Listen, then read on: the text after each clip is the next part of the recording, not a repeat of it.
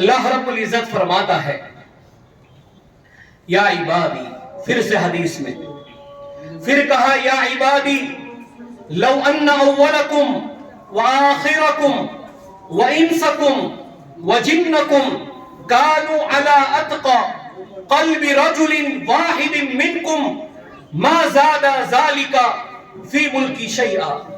اللہ رب العزت کہتا ہے لو ان اولکم وآخرکم وانسکم وجنکم، کہ اے میرے بندو تم میں سے اگلے پچھلے انسان اور جنات سب کے سب نیک ترین بن جائے۔ کہا اگلے پچھلے سب، آدم سے لے کر قیامت تک جتنی بھی مخلوقات ہے، آدم سے لے کر قیامت تک جو بھی آئیں گے سب کے سب، جنات ہو انسان ہو، کہا یہ سب کے سب تم میں جو سب سے نیک ترین آدمی ہے، تم میں سے جو سب سے با اخلاق آدمی ہے، اگر تم سب ویسے بن جاؤ، سب کے سب نیک ترین بن جاؤ، تو بھی اس سے میری حکومت میں اضافہ نہیں ہوگا۔ اللہ یہ کہتا ہے کہ پوری دنیا، یہ پوری کائنات، اس میں بسنے والی مخلوقات سب کی سب اگر نیک بن جائے تو کہا تمہارے نیک ہو جانے سے بھی ایسا نہیں ہے کہ میری حکومت کے اندر کوئی اضافہ ہو جائے گا، میری ملکیت میں کوئی اضافہ ہو جائے گا۔ اور پھر کہا لو یا عبادی، اے میرے بندو، لو ان اولکم وآخرکم وجنسکم كانوا على افجر قلب رجل واحد منكم ما نقص ذلك من ملکی شیئا۔ پھر اللہ کہتا ہے کہ اے میرے بندو سن لو کہ سارے کے سارے لوگ آدم سے لے کر قیامت تک جتنی بھی مخلوقات ہے، سارے کے سارے انسان، سارے کے سارے جنات، اگر تم سب مل کر تم سب کے سب بدترین بن جاؤ، دنیا میں سب سے گنہگار فاجر بن جاؤ، تو بھی یاد رکھنا اس سے میری حکومت کے اندر کوئی کمی نہیں آئے گی۔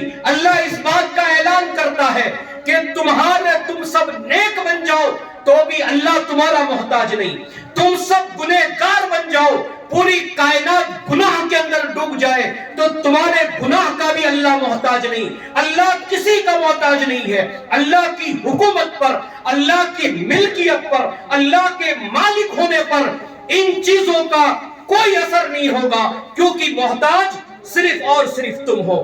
پھر اللہ رب العزت کہتا ہے یا عبادی لو ان اولکم وآخرکم وانسکم وجنکم قاموا فی صعید واحد فسألونی فأعطیت کل انسان مسألته ما نقص ذلك مما عندی الا كما ينقص المخيط اذا ادخل البحر۔ پھر اللہ کہتا ہے اے میرے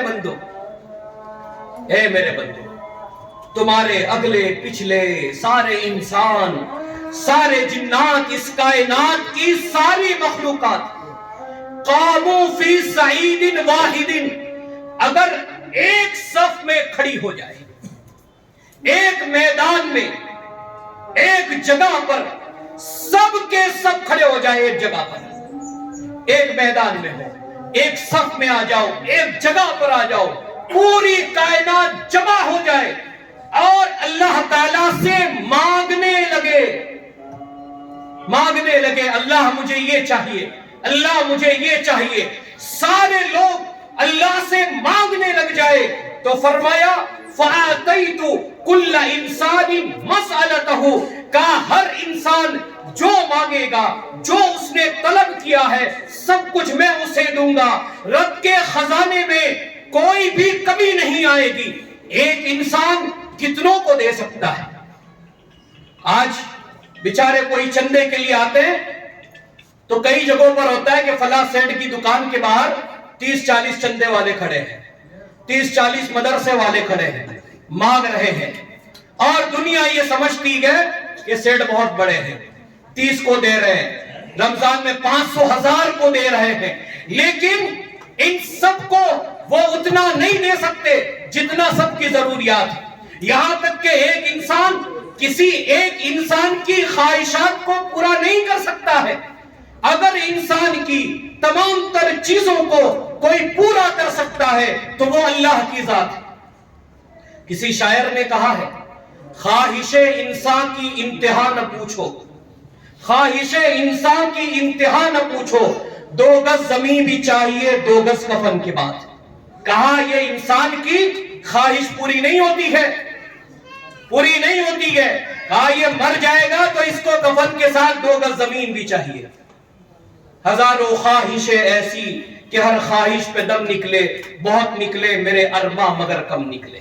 کہا یہ پوری کائنات ایک جگہ ایک میدان میں کھڑی ہو جائے، مجھ سے مانگنے لگے، اللہ کہتا ہے میں سب کو دینے والا ہوں.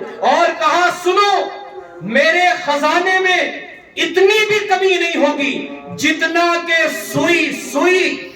کہا اس سوئی کو تم سمندر میں ڈبو دو، اور سمندر میں ڈبونے کے بعد جب تم سوئی کو نکالتے ہو تو کتنا معمولی سی چیز بنتی سوئی پر.